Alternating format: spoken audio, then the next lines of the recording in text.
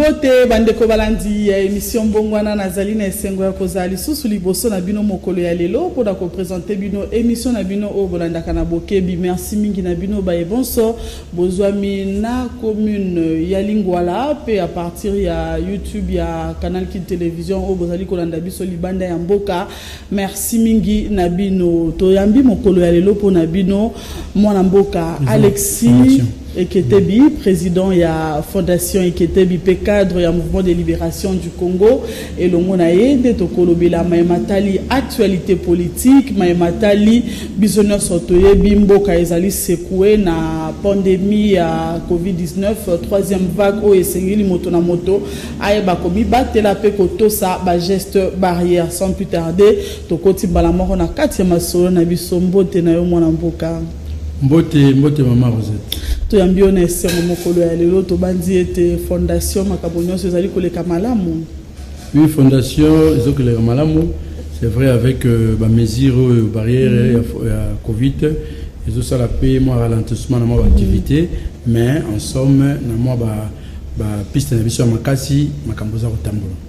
Makamboza kotambola to banda nanu na politique to yebi ete mikolo oyo pandémie ya Covid-19 ezali vraiment ko secouer makasi yango bakonzi ba pesa ki quelques mesures kasi to kokoma wana kala mingi te ebongi na moto esiko zali papa mwana bandeko bo batela bana koyeba toujours ko respecter ba geste barrière o ezali bongo ko sokola maboko ko zalaka toujours na kashne na yo olati yango convenablement na se ambanga te to kitisi awate ko lati yango vraiment convenablement ko sokola maboko tango nyonso respect ya ba geste barrière pour garder la distanciation pour éviter cause à la lisanga de peur que propagation ya pandémie et panzana penzali sous makasi chef de l'État Félix Antoine Tshisekedi Tshilombo azali ko séjourner na Engumba Goma kuna na Kivu et pa wapi akendeki pona ko assister bandeko oyo bazalaki ba victime ya éruption volcanique lecture na yo par rapport ya déplacement et chef de l'État na ngambo ekolo. Déplacement à chef de l'État ezaki déplacement moko ezalaki vraiment attendu. Na lobara toujours ceux qui nazo loba mingi bongo tozora toujours référence quelque part. Na ndenge nini na ndenge ke mokambi moko pe azalaka wa pa na biso maréchal Mobutu. Azalaki ceux qui peut pas sinistré modèle wana il faut qu'il moko sur le terrain atala à réconforter moral ya peuple. Ya mi balé et si ko pe ki et si ko pe makambo ba exaction bitumba kubomana ezaka mwa mingi entrepe ya ba rébellion nyonso ya mboka na biso e bandaka be kuna lokola komi eke état de siège be basalaki e kweli be sika wana asala d'une pierre deux coups tango komi ko réconforter moral ya population na o état sinistre ya éruption volcanique a profiter na yango pe kutala lisusu boni état de siège ko tambola boni Mampinga na biso baza ko récupérer terrain baza ko tala ko réconforter en même temps mon la population si va exercer ya nini na exercer au Italie peut aussi ba afre ya ba guerre ya ba bitumba na ezali ningi bazo boma population congolaise asala mwana une fois ekozamala na ndenge lobi wana eza na congolais moko Twitter ki lobi ete ezala malamu soki chef de l'état ki tipe na fwe pa iwapi bitumba ezali koleka mais za mabete na uti ko pesa exemple ya maréchal Mobutu bato mosusu balobi te wana ezaki ndoki olingi chef de l'état kufa olingi boyena bo bato be bon ba voix etombama mongongo etombama ki penza mingi na tina ya demande wana te chef d'état kufa nini chef d'état nde mokonzi ya biso ya Congo ya mboka ti soki place oyo ke Congo eza malamu te place moko eza impité na kati ya ni ya na kati ya Congo na biso na cadre ke bitumba banini tukime ezali te il faut kitati na terrain. Nous avons vu à l'époque Maréchal Mobutu. C'est vrai, c'est pas parce que Maréchal Mobutu peut être soldat, mais au kokitati na terrain. Si possibilité ezali. Mais ozalaka koto sa maloba o ya lobaka wana soki a zubokonzi état-major mobimba. Oui, état-major avancé au koma kuna sur place. C'est-à-dire qu'il y a respect ya o ya lobaki ezalaka ka ba discours ya propagande te, mais ezala pe na faisabilité. Tant qu'on est sur place, on peut reconforter Batouana, n'a pas quoi recoin, pas mon quand même mon konzambo kaye aye ko pesa biso morale ya sika pour ko benga na mongunda ko récupérer entièreté à territoire na biso ko zamba. Mais moi na mboka Alexis qui était binandengo lobi wana ezape na ba promesse na même eza na ba bon lecture au batonyo so ba sali ba monique le chef de l'État promet trop de promesses kasi réalisation penza ezalité so itoko koloba ainsi est-ce un problème il y a entourage à chef de l'État moto esengeli anotara toujours calendrier chef de l'État moi kolakawana ba promesse à chef de l'État au combien ngo penza tango mokonza ko fana na moi mokonzi olaka ki bato boye eloko boye olaka ki bato boye eloko boye nanu esalemité est-ce que wana eza faute il y a ba service, il y a chef de l'État, ba service, il y a présidence ou bien pour que la mingi te moni ba maman ya nsele ba tomboli mongongo ya ba lobi ete mokonzi mboka ou la kaki biso chambre froide pour ete ba conserver ba poisson na biso tango yaka awa otuna ki biso na sala la bino ni tolobi te ba mbise zobe ba biso ezo pour la courir ka malonga te pe tozana ba congélateur te pour na kotie yango ou la kaki chambre froide kino lelo depuis mokonzi mboka kenda ba to batali ba évaluer pe chambre froide le roman penza au sein amiso mingi penza te yango to tuneza ba service oyo bazali entouré chef de l'État ou bien ezali manque ya volonté to chef de l'État ba promesse lesquelles lié moyen ya recognition socialité c'est-à-dire que ndeko nanga maman loko lobi wana lobi penza loko ya solo ezali oyo ba imboka bazako loba toujours et puis biso mo toza constater yango sans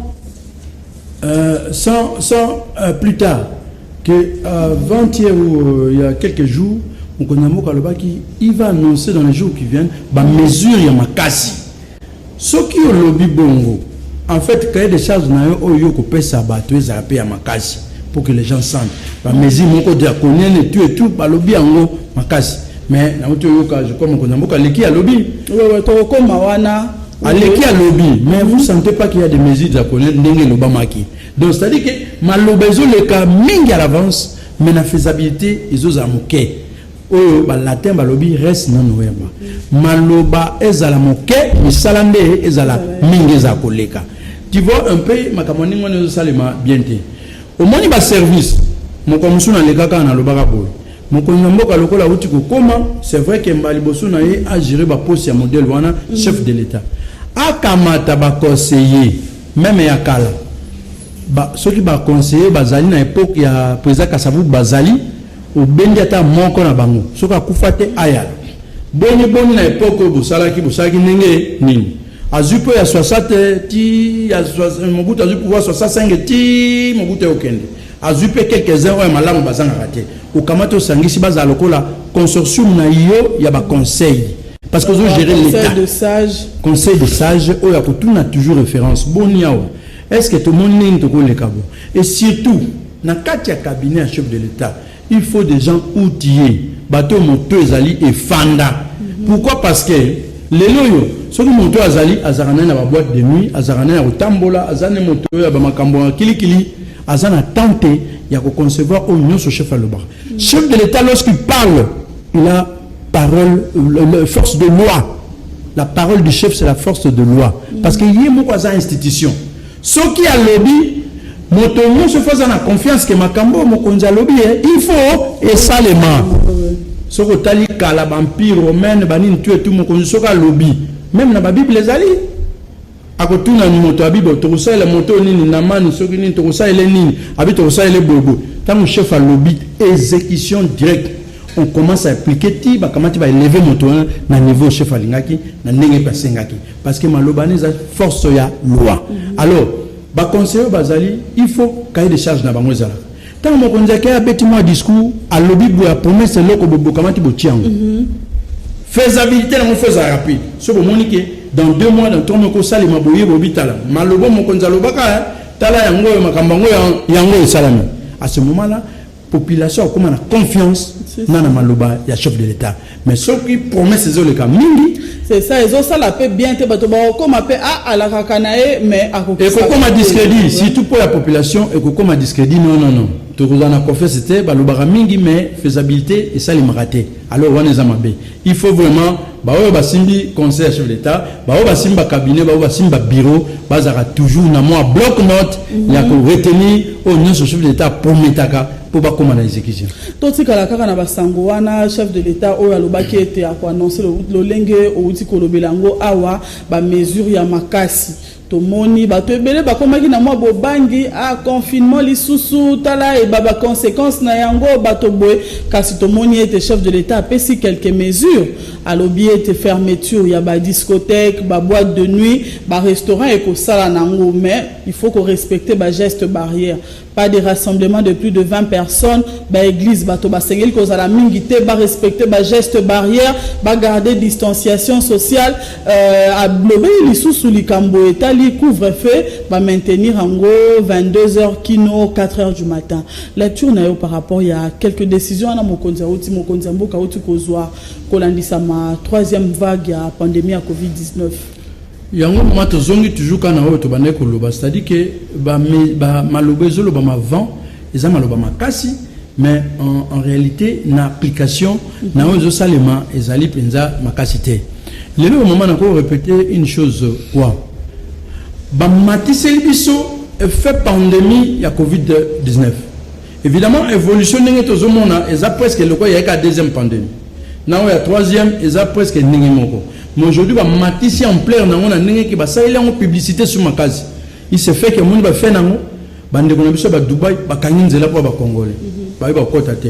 Aujourd'hui baka maman na ba pays na biso nyoso a pembeni to se ravita ya kamakasi. Le rôle à Dubaï ezate bokangi Dubaï na papier duplicateur na mouchoir na caro ya osa ndako na biloko to utaka be wana mettons bokanga yango entre congolais comme makasi. Oh, qu'est-ce qui va se passer? Le commerçant congolais va aux assurer accès kunate. Il se fait que ba okoma ko sa ba commande na bango na ba biloko na bino ya ba téléphonie ba commande ningwana et les prix à partir de là vont augmenter. Le coup la Japon fournisseur mon ne peut à Dubaï. Le coup la Chine mon fournisseur à Dubaï. Le Pakistan fournisseur on peut pas bloquer. Il va se passer quoi? Ah ou effet que comment il y a prix et comment il sous ma casse colique. Le véhicule aujourd'hui totalement on va véhicule d'occasion. Ravitaillement la biso kaka Dubaï. Oh Dubaï tant en matama muke ici les Congolais en profitent pour que le voiture les agis à $3,000, $4,000 et combien à 8,000. Bourse mine congolais aujourd'hui à se permettre ces luxes là. Construction au monde est comme matao. Ce que l'eau qu'on perdirait et comment difficile parce que le carreau, bilan il y a construction et comment avec un prix élevé. Mais à mesure en globalisation on a pour 15 jours non? Non, mesure il y a pas boîte de nuit. Ba boîte de nuit, boîte de nuit c'est local. Boîte de nuit c'est allé il y a 15 jours. Mais avec c'est-à-dire que nos fournisseurs habituels. Il y a la Chine, il y a Dubaï, il y a on peut pas kangi parce que balobi que à niveau pe abino coronavirus élevé. Oh, en réalité et ça je mets quiconque au défi. Dans l'Organisation mondiale de la santé, vous ne retrouvez pas le Congo comme étant pays à haut risque. Exactement. OMS montre la statistique il y a monde. Hein? OMS a un outil capable de mesurer. C'est-à-dire, niveau de pandémie, na kati ya ba pays moko. Na kati ya OMS, vous ne retrouvez pas le Congo comme pays à haut risque, batia na zone rouge. Exactement. Mais biso moko wato c'est la propagande de l'équipe. Qu'est-ce qui va se passer? On va se fermer nous-mêmes le barrière, le frontière, n'a pas accès à ba pays mususu pour rien. Oh, n'a pas sûr tout ça nous avons besoin de l'accès. Na mo mboka wana pour ravitailler biso pour tout ko vivre. Situation comme compliquée et difficile. Le prix ne font qu'augmenter. Tala biloko même ya kolia. Oui. Kende ota biloko kolia, carton makayabo ezaki bolelo ko tala prix. Thomson ezaki na prix pour regarder. Okomona monter en eleki ya makazi. Aujourd'hui, tellement économie na biso ezali extraverti. Nous dépendons plus de l'extérieur que biso mo à l'intérieur. Pourquoi? Parce que environnement na biso économique to bongisi na notre structure il y a production à un niveau ya mboka na biso to salaka to zala ba lebele yo so mona mbisi na biso makaya mboka Alexis qui était bien monité ba mesure wana ba so pour na protéger pe population pour pandémie en panza na makasité non mesure ya protéger population za mabete mais accès na commerce international il faut tous à la limite na biso pour dire que voilà Biswawa, au total, corollaire au niveau de l'Organisation mondiale de la santé. L'Organisation mondiale de la santé va reconnaître les pays comme l'Inde, le Pakistan, et tant que moi, je pays à haut risque. Je crois que les États-Unis, mais les lois, quand ils sont sur Dubaï, les États-Unis, complexe ou quoi? États-Unis, les qui mais dans Dubaï était. Oh, Dubaï, un pays où ils ont ravitaillé le Congo Yangoan. Bokangi, accès à les États-Unis, c'est très loin. Et ça, musique, même les commerçants, ils sont kendekete. Vous comprenez? Mais botiki, autant à Batouana, à tout aujourd'hui, tu as accès, non. C'est-à-dire que les mesures, nous sous photos, attention. Tant que tu as mesure, évidemment, on lève le niveau de coronavirus, mais il faut que tu parles dans la langue avec bande coronavirus, par exemple, Dubaï, Pakistan, coronavirus, c'est ma capacité. Pour tout cela, pour permettre accès et que le commerce international, que ça, malamu. Congo, ndenge statistique et mati bongo tango bato bazoyaka awa koya kozonga biso moto ebi pandémie ngolo kulenge nini bokona wezo tambola. Non mais pandémie mais même kozala na émission na organisation mondiale net ya santé. Une organisation de niveau mondial. Ce qui est PC loko moko, c'est vrai qu'il faut zonger avec beaucoup plus de réserve. N'est-ce pas? Faut zonger avec beaucoup d'attention plutôt parce que ce de batangi Inde, hein? Batangi mboka loka Chine, batiango ba zone rouge, que oui. Les faut banga. Bobi que non, bande comme ça congolais moi ba kota non Chine té. OK. Mais Dubaï, batia été na nini basalité. Biso Congo, tozalité. Mais comment voulez-vous biso moko? To banda ko pesa au risque na Congo pour rien. Pour je na éviter na mesure ni. Ba kamata biso kuna batia biso au risque ou quoi? Mais na organisation mondiale bayebi biso te que tout ça au risque. Bayebi que pandémie zali mais un niveau très bas OK bako situer biso te comme zone à haut risque. Na likambo mosusu to lobela mwa moke likambo etali coopération to moni chef de l'État a annoncé que bientôt Ouganda RDC rozala relié par une route. Avantage na mpona ba congolais kozala nini, désavantage na kozala nini. Kasi yango eloko to lobi yango te uta ko loba wa chef d'État ko loba pe mingi faisabilité. Chef, il faut tout le cas total importance surtout.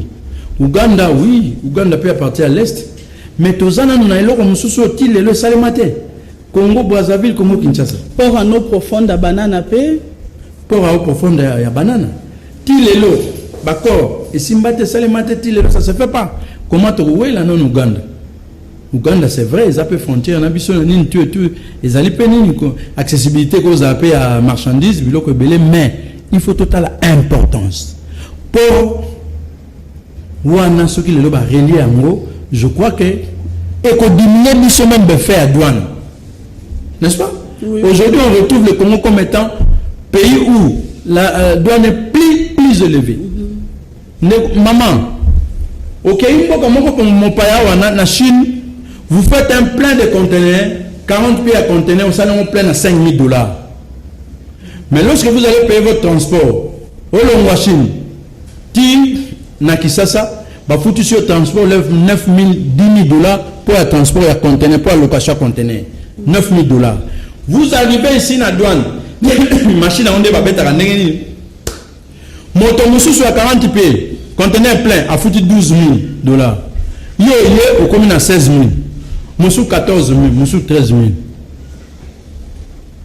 Tu éviter le prix exact à conteneur 40 pieds. Il faut qu'on valoir combien dans le Congo, il n'y a pas un prix fixe. N'engagez pas douane ba obeta. Oh, et l'autre est à catégorie, na cotation na bango, et comment on s'habille sur na bouloué. Tu n'as pas importé biloté. Il y a monde oh, dès qu'on a où tu peux importer 40 PK Mikolo. Il a foutu 11,000. Comment on a la commission à 16,000 d'ingénie? Mais on a la valeur à biloko et à kati. C'est vrai. Batal à biloko tout en est en cotation, mais vous retrouvez pour biloko wana. Sur tel va commerçant na biso, ils achètent presque le même article. Oh, il y a quelqu'un qui a son bibo, a son mami tout quoi, a son bibo, a mélangé moi boy, auquel on retrouve mon soupe ndingi. Alors, tout dépend à n'enga ko solo là, oh, c'est quoi? Oh, quelque part, il faut toyer ba peine évolution bi, conteneur sali plein à 40 pieds. Priez les cas, valeur les cas, banini tout ya biloko somme na kati, souka na ya 12 000. Ce que vous allez moins, souvent la valeur de biloko yali na souka na 11 500 par exemple. Un 500 de plus pour yoti biloko ba camion ba voiture par exemple à 2020, 2021, cotation na moko zamo likolo par rapport à mutatina c'est.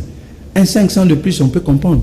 Monsieur commis 2000, 3000 dollars de plus, non, c'est trop. Donc douane la plus chère. Or biloko wana soke salami lelo. Surtout à haut profond, bameki ko arranger côté wana, to comme payer relais, je crois que moi be fait payer conteneur et ko diminuer par implication et surtout investisseur ko ya momingi. Donc il y a la chambre basse à parlement, siège à l'institution, pas de clôture officielle, il y a session ordinaire au Sengela Kiko Salema mardi le 15 juin au Tozali, session et cause à la clôturée, pambate ba député, ba ko bengama pour la prorogation et état d'urgence successif. Donc et cause à la chaque le 15 après 15 jours peut-être ba rota le lengenini état d'urgence en ko salema est-ce que marambo cause à la lengenini donc clôture officielle il y a session au ya mars et ko salema té lecture na yo par rapport na yo non mais c'est normal de na début juste la prévention budgétaire. Vous avez déjà prévu que non session et au Kanama na telle date. Mais pas si ma raison. Notamment prorogation et état d'urgence, prorogation progressivement donc il conseille successivement 15 jours. Rota et la lengeni ni makambo ko kendela. Non mais quelque part ils ont faux fouillant surtout Italie assemblée provinciale, assemblée nationale comme assemblée provinciale naoki. Moi, ils ont presque pas faux fouillant. Tout respecter, c'est-à-dire que habitude, vous avez requise dans la assemblée. Dans le début de cette année, calendrier salimara. Dans le calendrier, on a une période telle. Il y a vacances, période boya bou. Beaucoup déroger, pam à l'avenir. Il y a des sessions spéciales, ok, beaucoup en vacances. Compte tenu importance à l'Ikamoko et Sirju Namboka, on peut vous convoquer pour boya pour des sessions spéciales Ezali. Mais pour Nakawana, moi je vois mal que pour clôturer cette session de la normalité, je vois mal. Pourquoi cette fuite n'a pas été dans la montée? Vous comprenez pourquoi? Vous avez cette habitude. Vous allez requise dans quatre ensemble. Votre habitude est continuer normalement. La continuité dans quatre institutions, il fait la requise. Ce que je sais à dessein.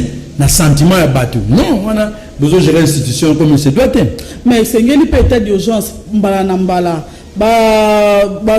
poussa pour na retard le lengeni ni kuna makambo zali ko kende ko kino le to ko sala bilan to ko dresser te so ke sili ba moniete bitumba yango ezoko baka assemblée ko benga makaka pour na projet. Oui, c'est vrai. Évidemment, ils allaient concession. Alors, 30 jours, ce que simité beaucoup qu'on renouveler.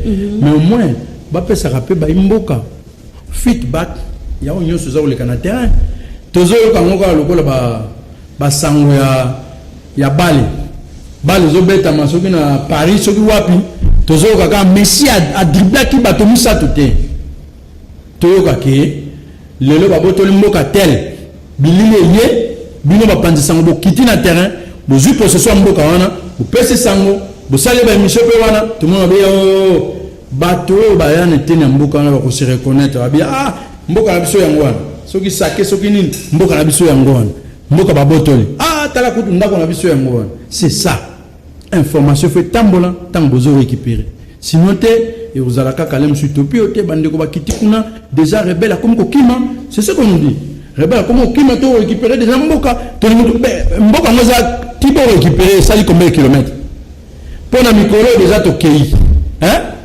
déjà état de 7 ans on va déclarer qu'il y a ça fait déjà combien de temps alors vous récupérez déjà combien peut-être comme totika na été ni bon pour to ça c'est ça le message qu'il faut transmettre aujourd'hui à la population tout est baké tito comme na frontière ya biso na Rwanda etika mboka sur misato to botoli les autant totika na misato alors de là même peuple au compare que ba rebelle en ba utarane na ba mboko wana Alors to bengana bango to ke to chi frontière na biso OK awa to suki.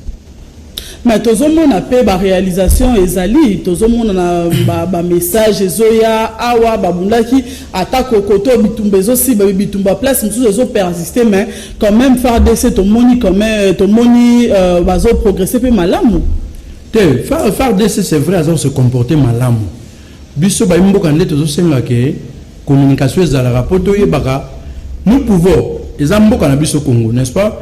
Tu peux évaluer ton lobité depuis faire des essais à quitter le terrain avec pico avec nino ya ni état de siège tala ninge basi ba botoli ba etenyo ba to mabe ba fandaki na autant n'est-ce pas totikali na kilomètre boye poto ko kozwa mboka na biso intégrité à territoire mobimba to récupérer c'est ça toko ça ba calculer biso moko na oyo ba kopesa biso comme sango mais ce que la utopie est la sujet tabou à ce moment tozo e baté pour ce que tumbango au bakei et que ça là mboula boni parce que c'est 30 jours souvent concession renouvelable oui après 30 jours tu renouveler mais au risque ceux qui te poussent en terre tout ça là mboula misato beto bundaka poto boto la mabele donc il faut quelque part feedback les rapport population aille ba se situer tokene nanga mosusu tomoni ba ndeko ya lamuka batombola ki pe mongongo mikolo l'équipe pour na ko ba ete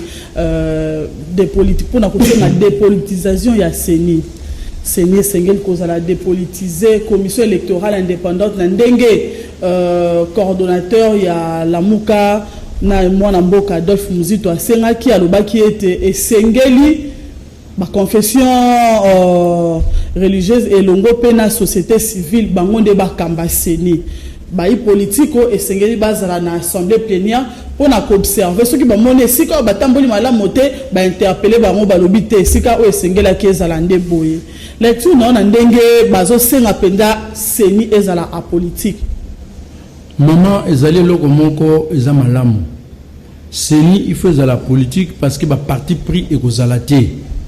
Regarde, ce que comment tu politique, politique basa toujours wana, ba osala mingi po ya ba famille politique na ba.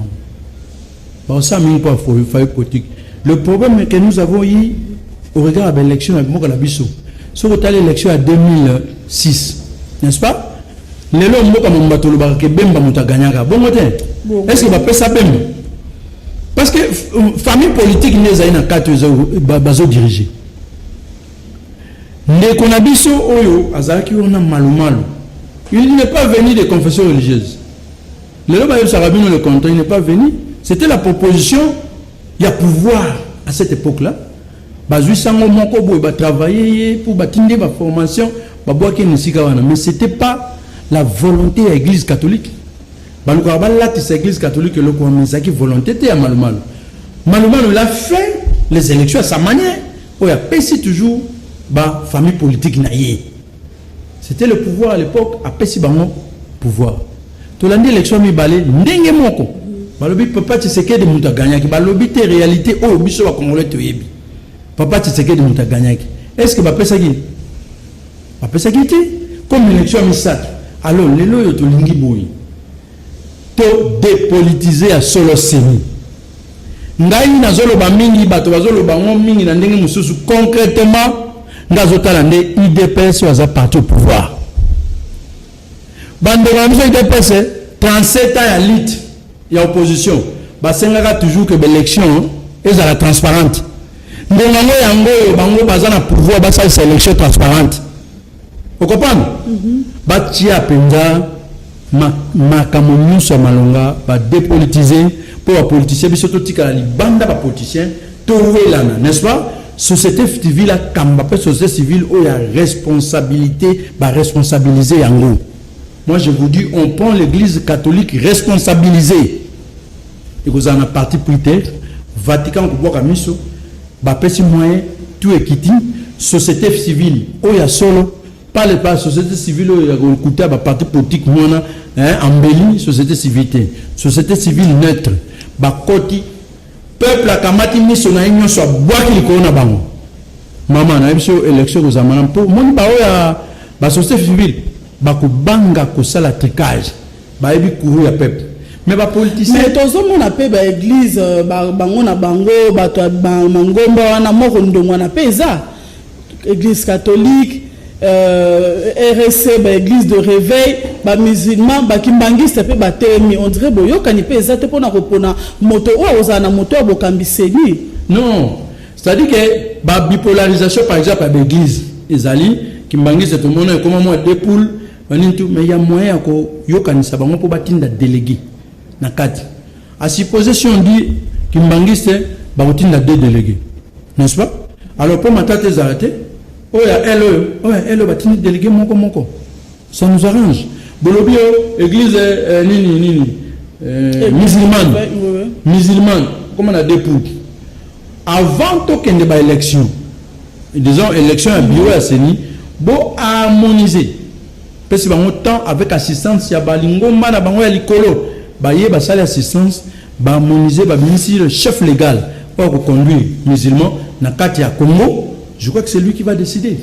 Et puis il ba salipe na minga démocratie à solo ba poni motinda mi ba otinda na Seni ça va marcher. Au monde biloko wana tout. Ce que tambola raté maman. Je te dis aujourd'hui que ezali mauvaise foi, non mauvaise volonté, il y a ba politicien. Politicien mutu na tirer ficelle na côté na. Ce que élection ezali kaka ngai ndena bim. Aujourd'hui, tozo yebisa bandeko IDPS pour bamba na pouvoir. Lito bino musaki pendant 37 ans contre Mobutu. Vous avez réquisé Mobutu sur tout. Alina ko organiser l'élection té. Mobutu dictateur, Mobutu. Bino bolongo la dictature. Vous savez la biso makamba solo lelo pour qu'on se retrouve. Tout le monde a pensé que na Congo que à la fin de l'élection de 2023, tout le monde a un chef qui soit l'émanation du peuple congolais, va voter normalement, ni kakatanosate, ko imaimazate. Je crois que tu féliciter bino. Tu féliciter IDPS. Bon dépolitiser. Parce que attends le bamamba seni. Mais déjà makambo et c'est Salema Kuna. Bakou constitutionnel. Bakou mususuana. Est-ce que zalika kana neutralité? C'est ça la question. Bangonde montre va proclamer l'élection lobby. C'est ça. Ce qui neutralité zati à partir à Wana. Hein? Tu peux réquiser seni. Mais voilà le problème. Donc il y a un penza pour l'analyse en tant qu'analyste, je demande Tozo Senga na IDPS qui est le parti au pouvoir aujourd'hui avec une news sacrée où il s'est créé à Lukasa et la élection à Malamu pour que 2023 Tozo Suna quoi que t'es Tozo Bakondi il y a une institution à Malamu. Likambo suppose tungi sa population malgré yango ba pousser au mwandambo ba reporter kasi et puis ça qui passe betisi ba tebele ma couper kota la boye fonctionnaire salaire na ezalaka kolaka et komata boye ko koma boye ko sala boye pona ko zongisa kaka ba reste ya Lumumba et c'est bien qui motango ezala obeya ba 16 millions wana atako lelo ba poussi ba repousser yango wito boye te ba repousser est-ce que budget wana ba ko réduire yango ou bien kozala kana motango ya ba millions wana o ezali maman ngai na ko régiser d'abord tout reste à Lumumba. Ça fait des années que Lumumba est parti dans la situation biso toyebi biso kongonde to kamati to teki mwana mmoka na biso leader na biso to teki. Aujourd'hui, si nous devons nous remédier tout ça lango avec tous à la fois ezala ndenge nini ezala mobeko ekokota na niveau ya l'assemblée ya solo to préconiser que l'assemblée à lobby parce que on est ensemble ouais Assemblée nationale il y a la cas lelo et ça ici na élection moko auto to douta kamini nango ça veut dire que le peuple peut pas payer sa foi na ba décision ko na ba assemblée les ala raté bon pour na biso peuple ezaka ke ba sala kaka po bazawana mais mokolo ce qui lelo nzamba sungi 2023 to bimisi institution parlement ya solo o ke bato ba uti penza na choix ya bien peuple je crois que bato wana nde ba ko zo ba décision malamu ba lobité tout ça la mopoya balidé na biso nyonso Mobutu il a fait 32 ans quand on a les alliés au Maroc il y a mon peu faisons tout le monde papa Etienne Tshisekedi ba kundi avec tous les honneurs est-ce qu'il faut dater aujourd'hui quand on peut pas la kaka bande ko Équateur et ta ozongi c'est la bango nzoto ya maréchal Mobutu concrétisation il faut bande ko zwa langue bazui langue famille biologique na famille politique ezali MNC Lumumba bapaka kalawana bazali ndamo bazali bakufa tout tina mboka nae tina famille biologique nae bako sala pour Lumumba ba tomber d'accord ezala d'une manière institutionnelle il y a un niveau penza ya kasi on a budget wana obatia ki pona kozongisa reste wana omonite mais budget wana eza itopi ke leki makasi te eza budget mongo eleki makasi pour ko restituer reste budget mongo eleki makasi na mona ki yango na Babylone na biso ka raison mais ezali trop coûter c'est trop mais lelo yango ba budget ndenge wana ezali ke to sali yango une fois pour ba leader na biso nyonso ba voter au niveau parlement reste à Lumumba reste à Mobutu ba leader musu Moïse Tshombe azaki pe leader un fils premier ministre ya bimboka na biso lelo zo ba kundai wapi ba sélectionner bana mboka nyonso oyo ba reste ezali banda ils ont servi pour l'indépendance de ce pays ils ont servi pour le Congo baye lelo on parle de Lumumba mais occupe Polo Maurice Nanino va pouvoir Lumumba basitaka bango te de la même manière bazo reconnaître Lumumba comme il ne faut pas reconnaître Polo ba okito wana ba il ne faut pas reconnaître bango parce qu'ils sont morts aujourd'hui pour une cause juste le pays le Congo ne ba bongo bango bon siko bo sai pas motomo musu batikali lobby qu'est-ce qui va se passer ba famille na bango peut ba réclamer ba famille à Mobutu ba réclamer ba famille politique na ba famille biologique ya ba oyo ba Moïse Tshombe ba réclamer alors vous allez faire que vous combien avec ce budget colossal donc ça va 16 milliards pour toutes ces familles non faites une négociation globale de sorte que ba reste on a nous ce zone là to sali ni moko l'homme politisé to sali finirait moko une fois à Congo pour que les labat na biso to sengenzambe pardon, merci, et puis on continue. Mais surtout, ça d'une manière sélective. Nous vous en donnons. Tala, Touti, Afdel Ekoti, Ti Babomi, président Moussé Kabila, Basale à Mozolé. Ti les loyaux, bateau à Marshal, bateau Mobutu, na bateau à Nini. Les tondés à Mobutu qui sont comme perdu. Où il faut effacer l'histoire. Nous avons une tendance avec un chef maréchal Mobutu. Pour effacer l'histoire Nengeni. J'ai passé 32 ans dans Mobutu. Avant Mobutu, évidemment, nous avons Kasavubu. Tu vas dire Kasavubu. Est-ce qu'il a effacé Kasavubu dans Mobutu Nengeni? Parce que j'ai vécu leur époque. Attends, Mouké à Kasavubu, mais Mingi à Mobutu. N'a temps passé par étape à le roi de Zikab. Mais bon, vous savez, le roi de Zikab est mausolée. Tant que je retourne, je malelo. À Koli, je me mets une histoire, tout le temps Mausolée à Naniote, il y a le président Moussé Kabila. Ok, avec le président Congo, président Congo n'est-il. Si vous avez appelé l'histoire, le Congo a eu indépendance en 60. Nous avons libéré le Mboka. Bon, si vous avez président en 97. Bon, 60, il y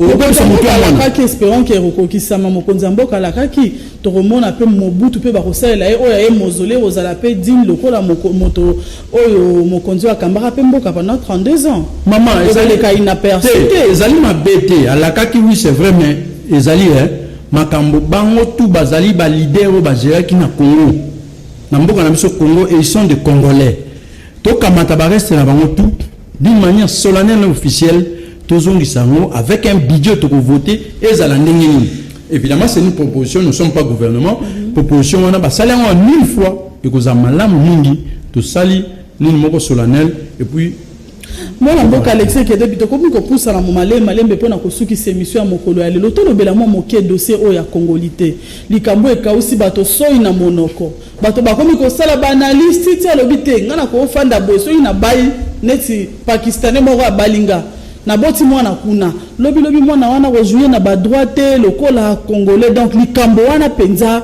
ezo tungisa bato ebele bon en fait maman na likambo wana ndeko Noël Tchani a posé fondement moko ya malamu eza mabete a posé malamu mais eloko là où ça blesse c'est quoi Noël Tchani peut-être il a des problèmes particuliers avec des gens ou des hommes politiques. Ce qu'on a posé en sens wana ekokoma mabe. Ce que zota la bilongia oyote. La loi doit être impartiale. la loi doit être au milieu du village et Kabola. Ce que écoutani quoi, la loi qui doit être opposable à nous tous. Ce que écoutani que ngana zana mbeba wana. Tata na nga zaki libanais. Nako zala, je vais empathir na loi au bati wana. Vous comprenez? Mais eloko no tchani a posé ezali malamu. A reformuler ngo malamu ezala. Tout le monde même na nini? Ba loi monsieur article 134 na tangi ya constitution ba égyptien. Bamba qui n'est plus loin. De père et de mère égyptien. Au balaki moi si na au balaki étranger. N'est-ce pas? Au égyptien balaki étranger aboti bana. Bana wana baza la difficulté. Baza la difficulté, il faut ça de père et de mère. Vous comprenez? De père et de mère. Si kuyu et le konga na lobby ezali mabete ce que tu l'as dit histoire en mboka na biso bulu ye keza ko ya toujours na politique na ba prise à politique ezali kaka ba makambo ya ba nationalité ba de père et de mère ya onde zonu kapo ba bimi kolo mutu nyosa ko mingai de père et de mère. Oui, en tout cas pour gérer le Congo, Tolobi, nous avons une seule nationalité, une indivisible. Bongo te constitution de lobby. Et ça peut nous être à créer un autre zali bongo. Il faut être de père et de mère congolais pour jouir de la facilité de gérer l'institution. On peut comprendre. Étape Moussoussou, na kata ba institution, n'est-ce pas? Au Kozala, mon père Zali, Ndengoana Zali, moi, mon père Boé, maman Boé, à quoi gérer. Mais ba institution amené le quoi, président de la République, le quoi, président du Parlement, président de l'institution. Yo bacha wele Moussoussou, cours et tribunaux. Hein? Président ya bakou amba nini tibacho étranger. Maman ata yo mo sala mbeko comme il faut. Ba makamuso zo senga ke il faut za la mwana mboka pour ça il a pour ya mboka na yo comme il se doit. Mais zate que nous que faut za étranger non. Et un étranger accueilli avec un mandat, il s'accompagne. Aye ko accompagner biso pour un mandat mo ba bi bon, ba ye ko réformer par exemple la justice. To bengisi ba belge ba nini ba ye ba pesa biso makanisi na bango ndenge ni batambusa ka justice na bango ba accompagner biso ti un certain moment pour ba keto futi ba mbongo na bango. Là c'est normal. Mais ça te que belge ye yawa na identité congolais. So ka zongi po azongi belge. Wana mabe ezo pe biso mboka. Moi na mboka tchani et loko lobby, moi je suis amplement d'accord.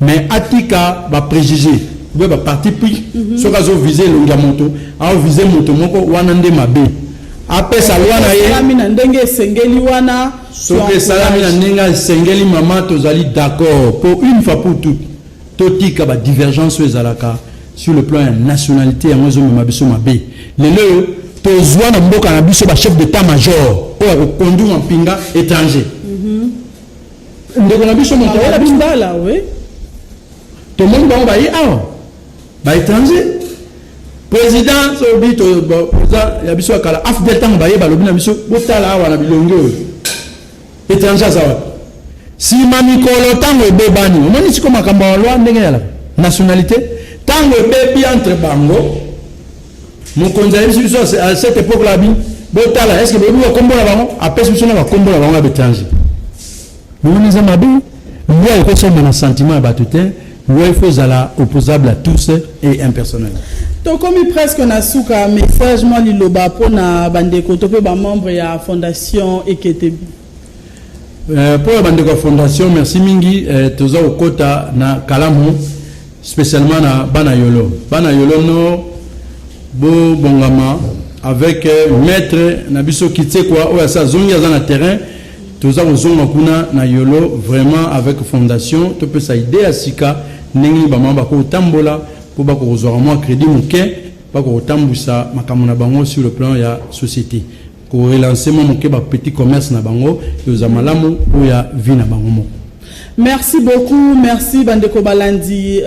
Te rappeler que tu as qui pona bino mwana mboka Alexis Eketebi président il y a fondation Eketebi pe membre pe cadre il y a mouvement de libération du Congo. Émission Oyo bozo yango en rediffusion mokolo ya mercredi nangonga ya 11h30 pe merci mingi na équipe technique au basunga kibiso bo landa pe na YouTube ya Canal Kin Télévision bozala toujours branché. Merci Maïka Mwaka, merci Freddy Taki di Kupar Bola, merci na bino nyonso oyo bozali kolanda biso uta na commune ya Lemba botika la malamu elongo na Canal Kin Télévision télé vérité.